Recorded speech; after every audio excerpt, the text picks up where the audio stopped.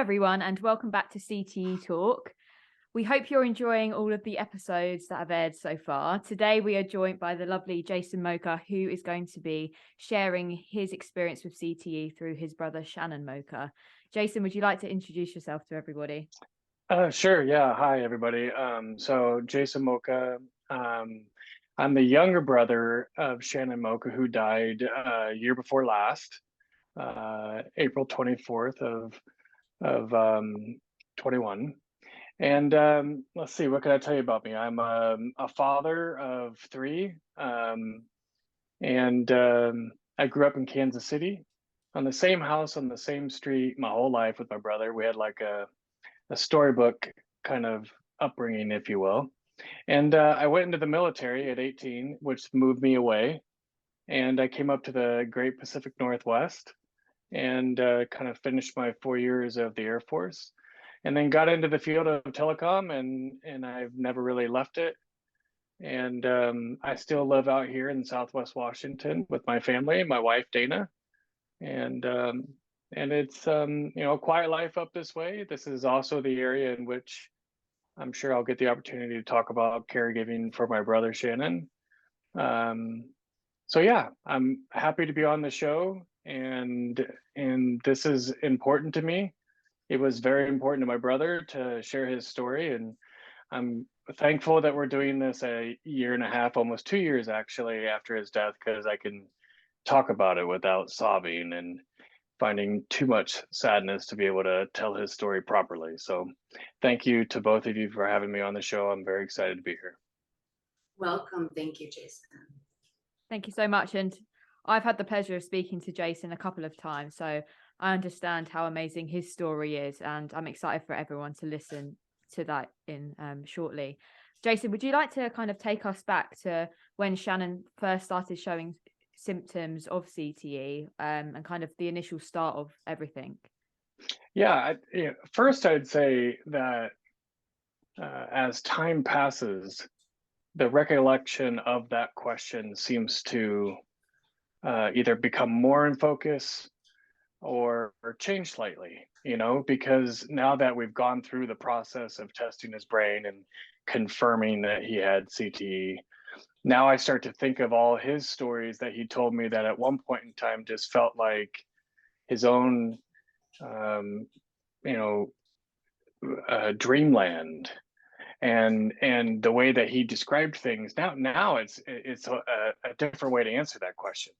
There's something specifically when he moved in with me that certainly I would talk about, but I want to start with, I mentioned that we had this storybook upbringing, and sports was a major part of that. My mom and my father took us everywhere for baseball, football, soccer, you name it, we played it. And my brother was, really kind of my idol with sports. There was a time in our, we had some really great friends, the Alls that lived next door, and there was lots of playing backyard football. And we were playing football, and my brother dove. I mean, I think at this age, he's probably maybe a young teenager, if not even younger. And he dove for a ball, and those little utility boxes that they're in the back of homes that have those sharp edges. He actually dove and hit his head right above his eye right here into that little utility box. And it was serious, to the point where we had to rush to the emergency room, and that scar was there till the day he died. And now I see that situation very differently than I have really kind of all the way up to the point where he moved in with me. And there was little things like that happened. He had a car accident where he would talk about putting his head through the windshield. I don't really remember that or the severity of that. But when I left home to go to the military, my brother was like king to me. Like he was a giant. And then I left, and when I built my own life, and 20 years later, my brother is kind of knocking on my doorstep, figuratively, because he's lost his job, he's lost his family, he's an alcoholic, been through rehab several times. He was popping pills. He was, in terrible shape. He had 5 kids. And so when he showed up on my doorstep, we were a little estranged from each other. I still had my brother on a pedestal, and then now he was kind of almost broken down a little bit. So I'd say that was, now looking back, the first time. And then at that time, Georgia, when I invited him into my home to kind of caretake for him, I thought it was get him back up on his feet and move him on. That wasn't the case, obviously. And there was so many different doctors that we saw. Oh my gosh, hundreds of doctors, hundreds of therapy appointments. So to answer that question, I have to come back to one particular instance, which in the grand scheme of things doesn't sound like a huge deal, but it was the day that it clicked for me, because he had been studying CTE, as all CTE survivors do, is obsess about the disease. He had been studying it for quite a few years, and one of the doctors had mentioned CTE to him, and at that point it was kind of a dog with a bone. He just wouldn't give up on it. I was coming down one morning and into the kitchen. My brother and I lived in this house together, and I kind of peeked around the corner because I wondered what he was doing. I heard him wrestling or something in the pantry, and he was sitting in this, with the pantry doors open, and he's just at this staring into the pantry. And I wondered how long he would do it, and so I timed him, and it was like 13 minutes that he was just staring, still staring into the pantry. And I'm like, hey, what are you doing? Do you need some help? And he was just kind of like, I don't know. I don't know what I'm doing. I don't know why I'm here. I don't know what I'm looking for. I don't know what I want. And it was just that time that it just made me think, gosh, maybe he really does have something wrong with his brain. And that was following, like I said, so many doctor's appointments, and finally gotten to the point where one doctor had mentioned it to him. And it was shortly after that I started to eventually go, oh, okay, maybe something really is wrong. Yeah, interesting and terrible all at the same time. About what age was this that you started having to assist with your brother? I'm sorry, Trisha? I'm sorry, about what age was your brother with Shannon when this all started, when he started needing your help? Yeah, that was, let's see, he died at 49, and he was with me for 6 years. And then I moved him back into South Dakota for a couple, he was about 40, 41, Wow. about just after 40. And it Very was similar to a lot of Oh, the really? others. Oh yeah, I think a lot of them start in there. Some start in their 20s, but a lot of the symptoms manifest, it seems, in the early 40s, where people start to notice. Yeah, that's interesting. That's very interesting. Shannon would have told us if he was here that he's had it his whole life. That's how he would describe it. But nobody really saw it until, to your point, really kind of in his 40s. And I actually think that there's some correlation between PTSD events and the age of your CTE. When those collide, and there is something that gets you in that downward spiral, there's just something that happens that just keeps dragging a person with CTE down at that point. And when Shannon lost his job, lost his family, got divorced, lost his kids, became alcohol dependent, and rehabs, and so many other stories. That just started this really obvious time period where there was something wrong, clearly something wrong. He would tell you something was wrong. In fact, he would tell you every day. And then he would say, I've been telling you this for years.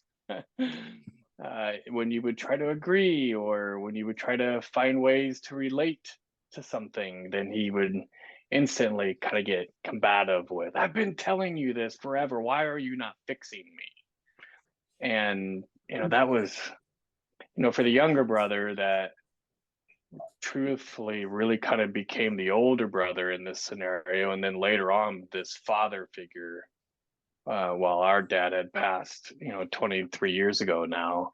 It was very emotionally draining, very hard to deal with. I'm proud of the fact that I gave him more time in his life, that I helped him true up on whether or not he had CTE or not. That was probably one of the greatest things, Trisha, that my brother's ever done, was proving he had CTE, because it was such a big deal to him. And truth be told, I had always kind of been a fixer for my brother, whether it was younger in life or even in this time period I'm talking about caring for him. I'd always kind of been this fixer. And so I can confidently tell you that I didn't do this for Shannon. I made a call to Chris Nowinski, and hallelujah that man answered his phone. I still am so grateful. But I didn't do anything but make that call. And then all of the work that comes with showing background, showing clinical evidence, showing, getting doctors' informations, and all the things afterwards, I certainly did. But those relationships of trying to peel back the onion on what CTE is and who might be able to help me and what's available to me, that was all Shannon. And it's, to this day, it's the thing I'm probably most proud of him for, was never giving up on something that now will live on, well, as long as we do things like this, I think. And so that's kind of become my personal mission, is sharing his story and talking about it and not being afraid of the topic, getting involved in the community. And so I'm thankful for that, even in a grim situation like this. That's a great story. I think it's nice to be able to not be on the other side of it, but kind of step away and reflect differently on a situation, how many months, years later, from when it occurred. And I think it's great that you have this positive outlook, and you are doing so much sharing Shannon's story. It's going to help so many other people. And that's the aim of kind of Trisha and I's aim here with this podcast, is to be able to get people to listen to the truth and listen to the honest stories, because that's what people are going to learn from. I just wanted to quickly go back to when you said how obviously you're the younger brother, but you had to step up and almost become the older brother and then the dad a bit later on. And I just wondered how that role reversal is for you, because that is such a big thing with CTE. Role reversals happen so much where, I don't know, the parent becomes the child, and in your situation you became the older brother. So I just wondered how that was for you and how easy or hard you found that to adjust to. Well, for me, it was I fought it. I fought it because it was almost acceptance that there was a problem, and I was the caretaker that was like, no, rub some dirt on it, pick yourself up, like, do something about it. Now what? That's what I always used to say to him. Now what? Okay, yes, I agree. You have these symptoms. Everything you've shown me is real. Now what? Now what do we do? And so I fought it. I fought it with all my might, in fact. And I think there's a couple reasons for that. One, I didn't want to see my brother fail, because he was this giant, but also because I was still mourning the loss of my own father. My dad died at 55 years old, and now Shannon at 49, and here I am at 48, which, trust me, that's a mind bender to deal with. So it was incredibly hard, and I think if I could go back now, I would have tried to, embrace it a little bit more, maybe just not been so hard. I would have worked on my own endurance and resilience through that. And I didn't, I kind of gave everything I had to either my job or my brother, and those were the only things that were dominating my life, if you will, more than my kids, which it just became to a point, actually, Georgia, where I just couldn't do it anymore. 6 years is a long time. And throughout that 6 years, Shannon was very vocal about sharing his story online. Like, this is why I do what I do with this, is because he was so vocal. He was incredibly vulnerable about the things he felt, the things he would say, which were sometimes pretty crazy. So the transition to the father role was the breaking point for me. And frankly, I think that's what made me finally get to the point of kind of giving up. I hate to even say that, because I've always preached to my kids and anybody who will listen to never give up. That poem, The Race, if you've ever read it, is an incredible poem. It's a poem that I read at my dad's funeral. And it's all about like this father-son relationship and just never give up. Like, pick yourself up and win the race. It's not about being number one, it's about finishing. And so I didn't want to give up, but on the same token, I couldn't live my own life.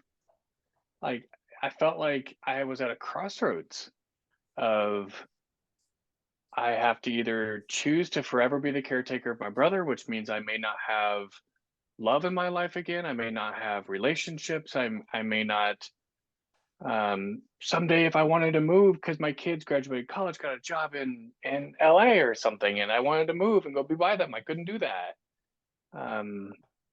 It just got to the point where I felt like I was choosing between me or him. And that's terrible. Terrible to say, terrible to feel. But I chose to make change.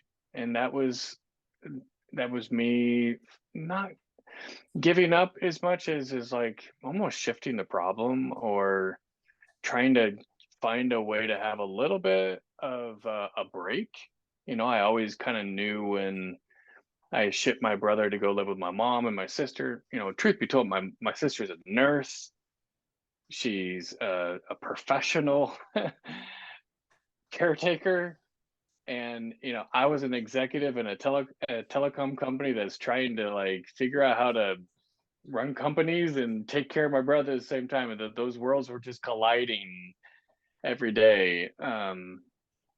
So when I moved him back to South Dakota to live with my mom and my sister, I think that's when he was pushing me too close to the father role, and I just wasn't ready to deal with that.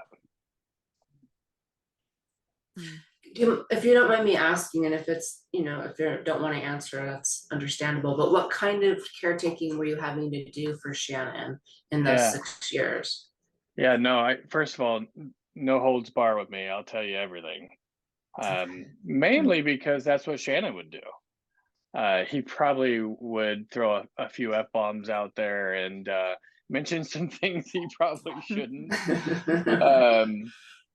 But caretaking really in the beginning was 3 years living with me. And the first year was breathalyzing him every morning and every evening. And having to dig through his room and do inspections and look for bottles of vodka. It was an everyday reminding him of all of the very typical executive functioning that people do. Brush your teeth, take a shower, eat, socialize, get some exercise, be positive. It really, the first 3 years was, the first year, Trisha, was I have my brother back. I have, I can right the wrongs of the past. I left and I had no relationship, and now you're here. My brother's here. Like, let's go to football games. Let's go to concerts. Let's go play golf together. And in the beginning, it was, the first month was really kind of cool in a way. And now looking back, I think I did a lot of that for me, just as much as I did it for a place for him to land. And then about a month in, or not too long in, something happened, and it was like a jolt of oh, this is not going to be fun. And I had walked in the house, my daughter and my daughter at the time, maybe 16-ish, 15-ish, and Shannon were talking, and he was talking about CTE, and he was talking, no, I'm sorry, he was talking about alcoholism, and he grabbed a bottle of vodka and he poured it a whole coffee cup full. And he looks at me and looks at my daughter and says, do you want to know what alcoholism looks like? And he downs this entire thing of vodka. And I'm sitting there going, I don't know where this is going. And he pours this second cup and he downs it. And within a half an hour, he's absolutely belligerent. And he's starting to pick a fight with me. And I'm like, I am so confused on how we even got here. And this fight got to the point where I had to like manhandle him, take him to the ground, wrestle him to the ground, like push him down, and eventually call 911 because he wanted to brawl. And so he ends up in a 72-hour hold, and I come in one of the mornings, I can't remember which day, and I just looked at him, I'm like, you can't ever do that again. And that's when the breathalyzing started, every morning and every evening. And because in the beginning, like I thought this was gonna be fun, I'm gonna get my brother back and we're gonna, have some fun together. And so it just turned out not to be that. So the caretaking in the home for the 3 years kind of started as like a fun little adventure in the beginning, and then towards the end it was, I'm going to force change, I'm going to make you go somewhere else even if I have to pay for it, because I want to put you in a different, I'm enabling at this point, I'm enabling. And I hadn't quite gotten to the point of accepting CT. So when I talk about the things as a caretaker that I would pass on, one of those things is to embrace CTE early, the possibilities of CTE early, because it's important for your own psychological well-being. You'll look at your loved one differently.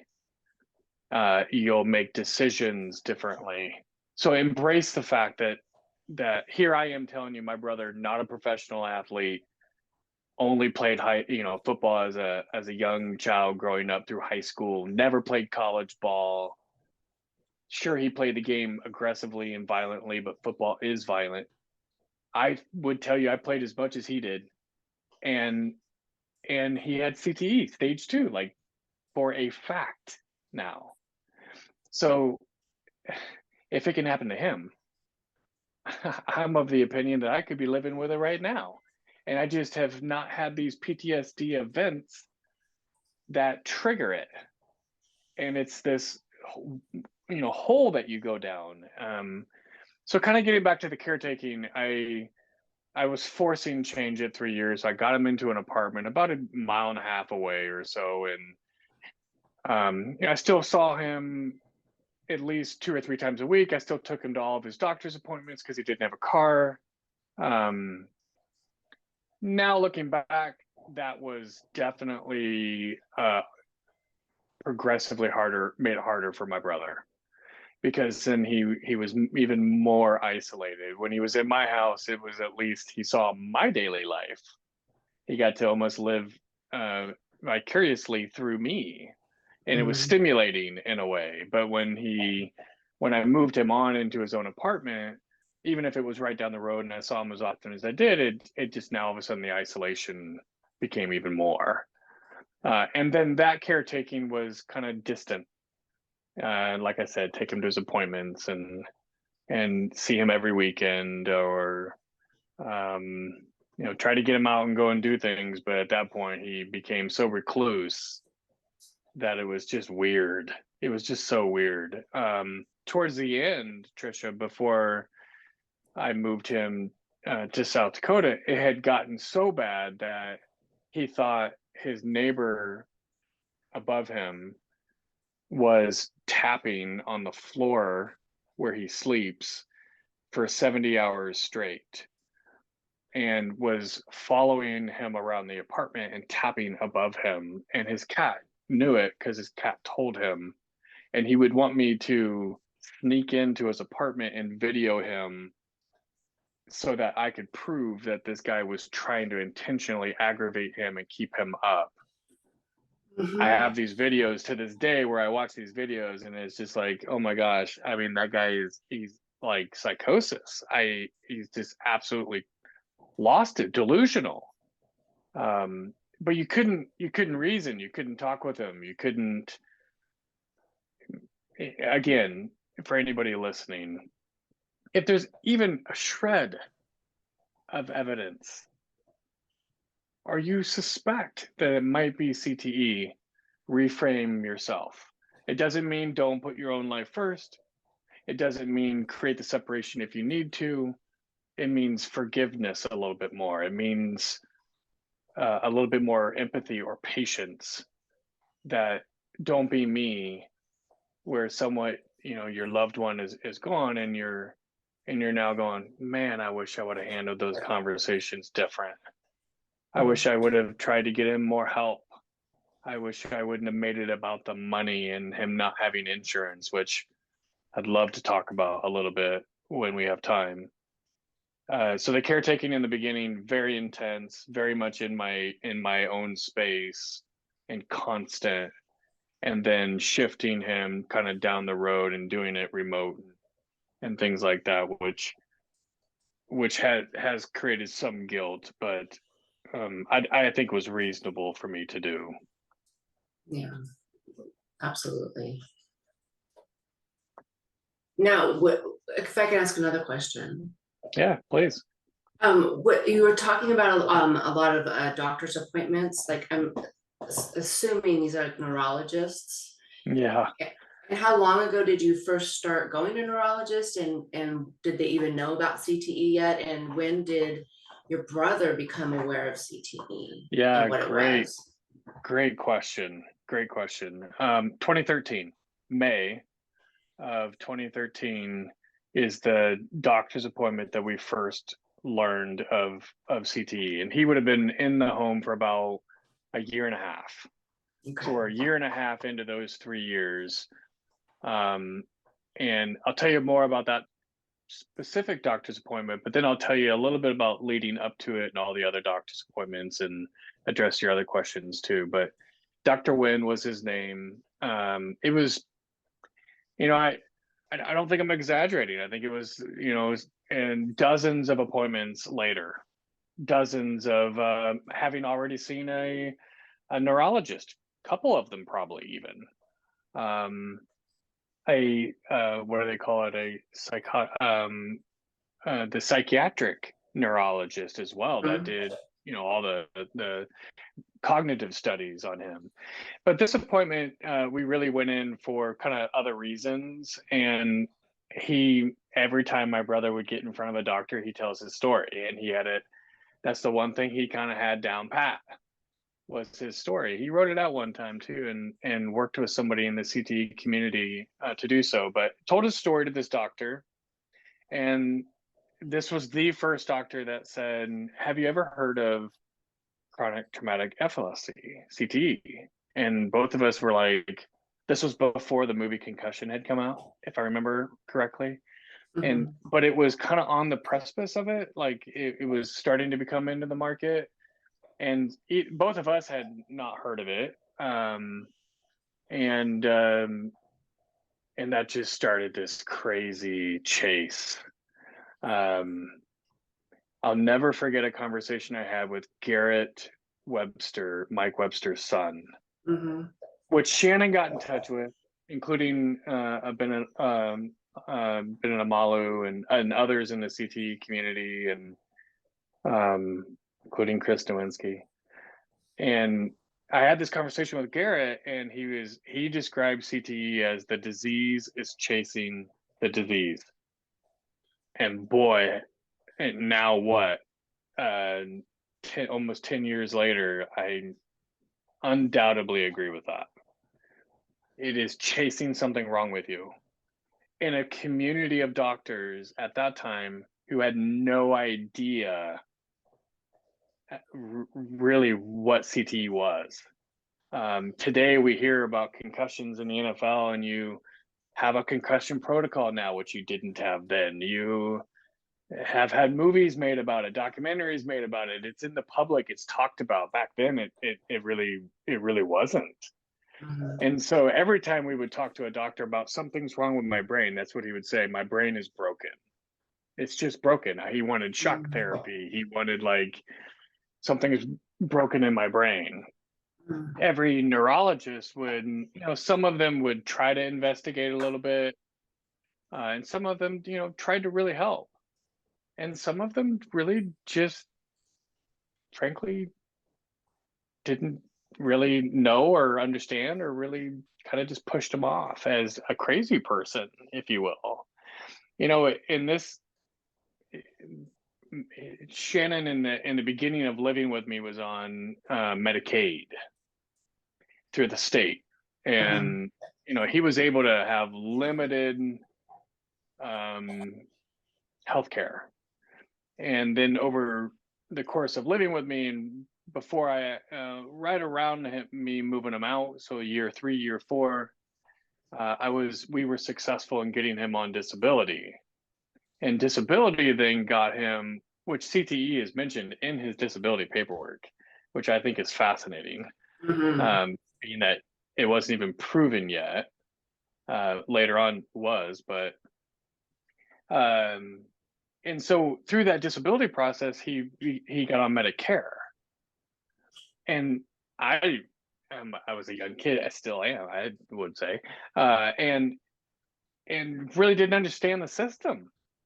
Mhm. I've never been in this position before. I've always had great healthcare insurance, and so to not be able to take him to all these appointments, or to get him hyperbaric chamber treatments, or to fly and go see some specialists, or those things were like hard decisions as a caretaker to make, because you're realizing that I can't get him on my insurance, and the procedures that he would need to get is excuse me, is very expensive. So like, and I'm still trying to figure out, is this real, is this not real? Like, it's this invisible disease. And so now I wish I don't know that it really would have helped Trisha if I would have gotten him all the best treatment in the world back then. It wouldn't have mattered. Mhm. No. But that's a little bit of kind of what caretaking was like. Well, I should say that when Shannon first arrived on my doorstep, he thought he had autism, and he showed me this video of a surfer that had talked about some of the social anxiety and some of his challenges, and those symptoms correlated with Shannon. So for the first year, he thought he had autism, and it was the appointment with Dr. Wynn and hearing CTE that, then it was all over. Especially as it was a unique time, because the movie Concussion was coming out, and Shannon was enamored with the fact, frankly, I was too, that he was able to get all these important celebrity like people on the phone and talk about his condition. And so when he walked into my office one day, and he's like, "Here, I got a Ben and Amalo on the phone, and he wants to talk to you." I'm like, Wow. "No, you don't." And he did. And I sat and talked to Bennett for an hour about Shannon and others. And this was like before the movie had come out.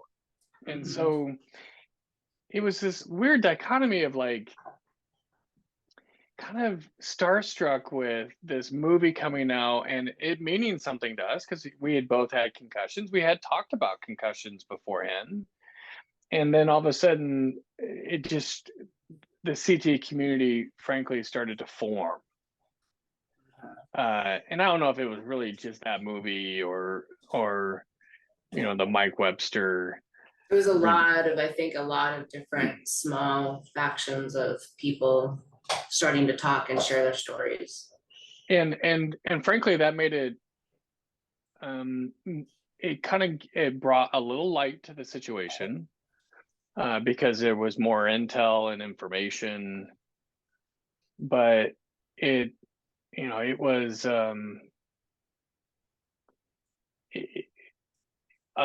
unreachable. Like when it first, even today, I would tell you that the treatments for CTE or concussions is a lot more available for those people that are in professional sports. Mm-hmm. And Shannon, being a person that had completely hit rock bottom, I thought anyways, had no insurance. He had no treatments. Like there was really nothing that was available to us to really even like be able to prove anything otherwise. Like I read an article at one point in time of a young woman that that suspected they had CTE and they didn't want to know. And I wrestle with that. Like I think I would want to know. I would have wanted to know, at least as the caretaker, because I know I would have treated him differently. Mm-hmm. I would have had a lot more empathy for him or sympathy, and I would have looked at it a little bit different. And so I would want to know, and I really hope we can get to that point someday where you can be tested and see if you have CTE in the living, because I think it would change so many caretakers' perspective on their situation. I really do. Mm-hmm.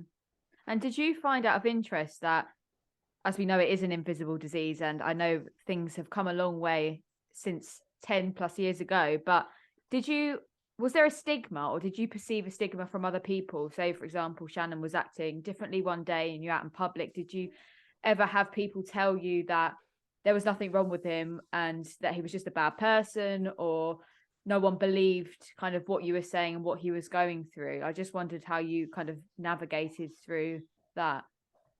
It was constant, because like I said, my brother growing up not only was such a grandiose figure in my life, he was also a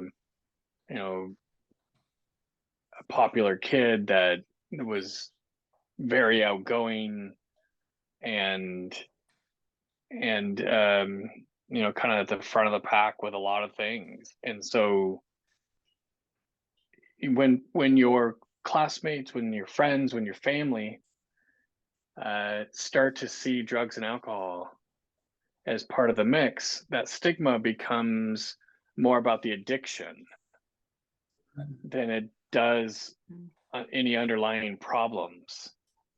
And so it was Shannon just having a mental breakdown. It was just Shannon being an alcoholic or a drug addict. It was just Shannon, running away from his problems and being a crappy father. It was, Shannon not being able to hold down a job or not figure out how to lessen his standards for what he thought he was capable of doing for work. It was roll up your sleeves and figure out how to, dust yourself off and get up and get after it. Do something. Now what? That's what I always came back to, is now what? Sure. Okay, now what? Like, you got to get back on your feet. So I'm just as guilty as everybody else I just mentioned there, friends, family, and otherwise. Like, I think even still to this day, some people probably, well, I hope they don't, but there was a lot of judgment. A lot of judgment.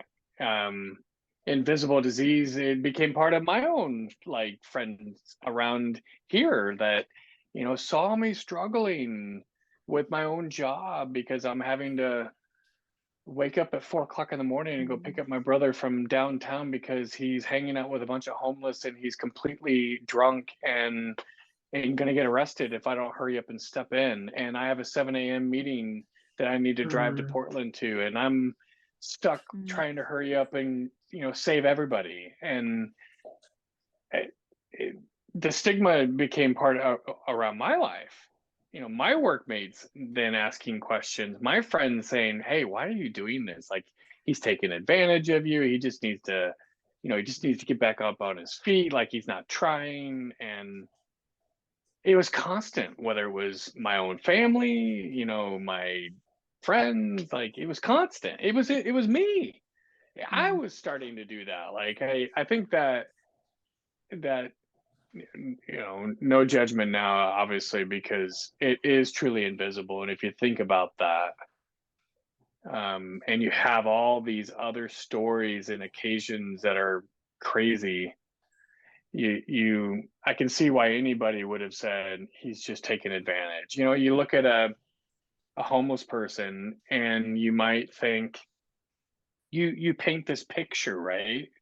We're all biased in some way, and you paint this picture of why that's happened to them. But you don't consider the fact that there really is something medically wrong. I think people mistake the symptoms, don't they, for the cause? Like the alcoholism and the drug addiction, people see that as being kind of externally the face value, and that's the issue. Whereas, like you said, no one really delves deeper and realizes that's actually a symptom of what the main issue is, and that they are struggling with CTE, and it kind of expresses itself through drugs, through alcohol, through these addictions. And that's what people really need to realize, that an invisible disease has so many different layers, and we need to really kind of get to the core of that and understand the core to understand everything else, like everything that everyone else sees, which I think is really important for the listeners to take on. Absolutely. Good point, Georgia. Yeah, there was a point too when Shannon had finally really found something like CTE and believed it. And we were a year or two in, his drinking and all of that stuff went away. And he would describe it as, "I don't need it anymore. I know why now." And again, I think more kind of a use case or evidence that if people knew while they were living that they had CTE, they themselves as the patient would treat themselves differently. Because the alcoholism and the narcotics use was because to numb the why do I have this broken brain? And once he finally resorted to CTE, like, he gave up on those things. He stopped hiding bottles in his room. He stopped drinking when he went out. It got to the point later on, guys, before I moved him back to South Dakota, where I would actually invite him to have a beer, just, a beer, football games on, or would be another great topic to talk about. Watching football while you have CTE is has to be really mind-blowing. But I'd give him a beer and he'd lose it. He'd go and he'd take a sip, he'd set it down, he'd walk away. Wow. He went from every day popping pills and drinking a pint of vodka to losing his one beer and forgetting where it was and not even caring about it, or not even remembering, could be another way to look at that. Right. So interesting to think through. I've heard other similar stories. Oh, really? Yeah, that's the one thing about the CTE community that I love so much. And when I got the opportunity to go to the huddle, in a way, I guess, I don't know if I'd say it normalized, but I just didn't feel alone. I felt like everybody got it. All these stories, there's just so many of them that at the time I thought he was just crazy, or I was being judgmental, or I was angry at him, or whatever. Like, then you sit across the table and you talk to people that have had very similar experiences and they share it, and you're like, wow, it wasn't just Shannon. Like there's more to this. There's definitely more to this. And I just wish I would have done that earlier. So I would tell your listeners to investigate. You know, when they bring something to you and they are on some manic moment of solving or cracking the case, invest in it. Give them 15 minutes, give them a half hour, research it, talk about it, go to the doctor's appointments. Because they very well could have CTE. I do think that this is a lot more widespread than professional sports. Absolutely.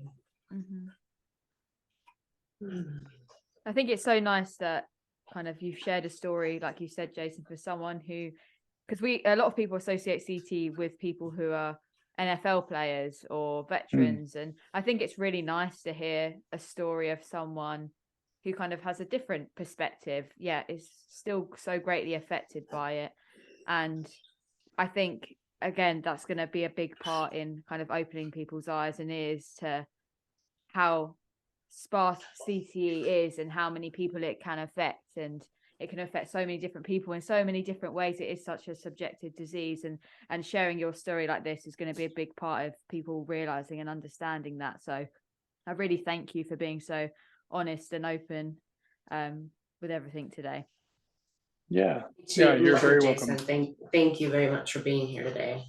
Yeah, you're very welcome. We have started this tradition, so at the end of each kind of episode, we're going to give a question from a previous guest, but yourself will not, you won't know who's asking it, and it doesn't link up. So the person before you is not directly their question. So the question today is, what is the biggest change you've noticed in yourself through this situation? The definition of resiliency. That's something I'm still investigating, so I don't want to make it sound like I've cracked the code. But resiliency is something I think a lot more now about than I did before. And this idea of bouncing back from hardship is not something you can go around. It's something you must go through. And that means you have to look inside. You have to calibrate the way that you're reflecting or thinking on things. You have to invest in yourself, and the same way you're investing in whomever it is that you're taking care of. You have to give yourself even more love and more attention, because that builds resiliency, which allows you to be able to deal with the difficulties of living with somebody that has CTE. Resiliency is that's the first word that comes to mind when I think about that question. That's great. That was a great answer. Great answer. What a way to finish off today's episode. Yeah, I nailed it. Well, thank you so much, Jason, for joining us. We hope everyone enjoyed today's episode, and we will see you next week. See you later. Okay. Bye. Thank you.